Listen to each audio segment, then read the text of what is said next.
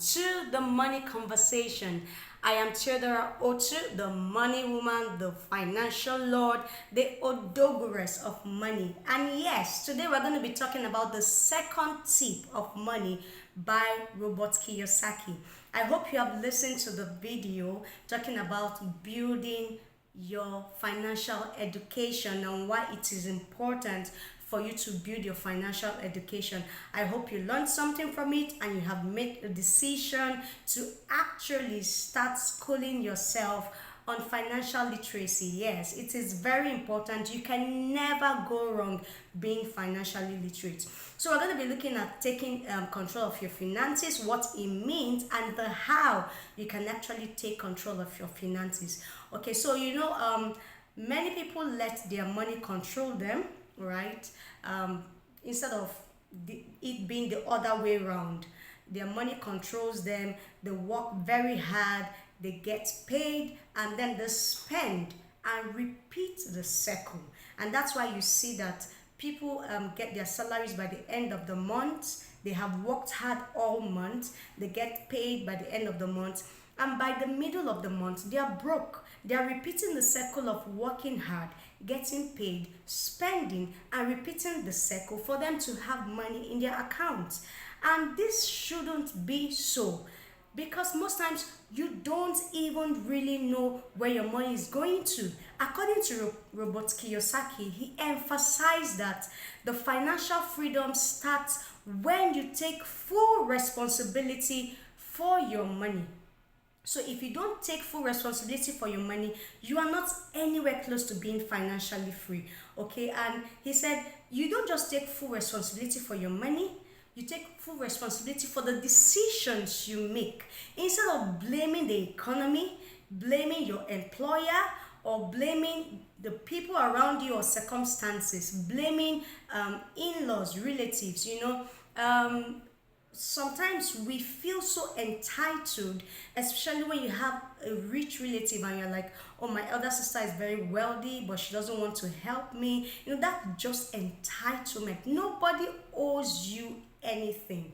If you start taking control of your finances, you will see that you will reduce drastically the way you depend on people to help you, because now you are actually in control of your finances and how you spend it, where your money goes to.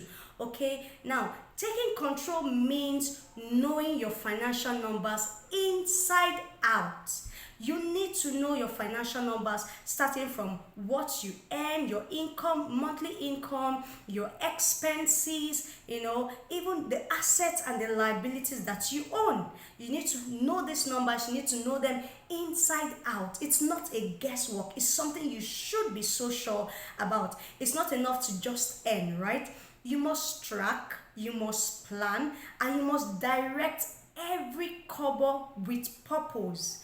Okay, so how do you take control of your finances? Number one, you need to create a spending plan. Yes, you need to create a spending plan that aligns with your long-term goals rather than the short-term gratification. You see, a lot of times people just get money and they do not have plans for that money.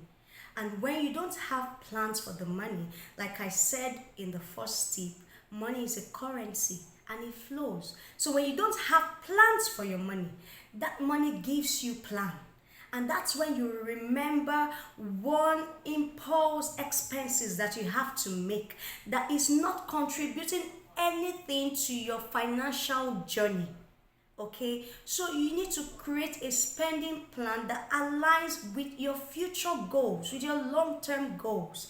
When you create a spending plan, you break them into short-term, mid-term, long-term goals. You break them into what are the things that you need monthly to survive, your transportation, your utility bills, feeding and general upkeep, and then miscellaneous for something that could come up, while the rest goes into deliberate investment, which is the second way you take control of your finances. It could be saving for a particular investment, or just identifying an income generating asset to put the rest of your funds into.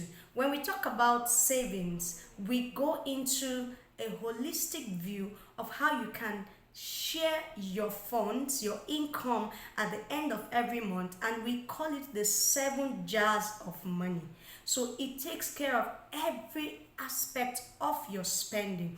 When you begin to do this, you're taking control of your finances and you will reduce losses drastically. Even investment losses will be drastically reduced. Now, the third way that you take control of your finances is by regularly reviewing and adjusting your finances and your financial strategies. By regularly reviewing and adjusting your financial strategies as your life and the economy changes, because the economy is constantly changing.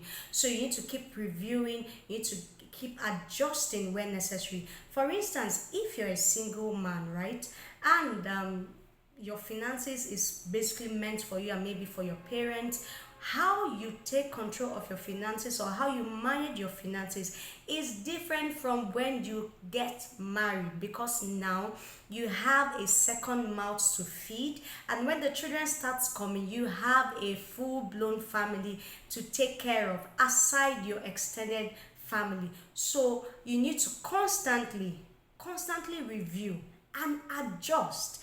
Keep refining your financial strategies to suit your present condition at every point in time. So these are the ways that you can take care of your finances. When you take control of your finances, right, you would stop living from paycheck to paycheck.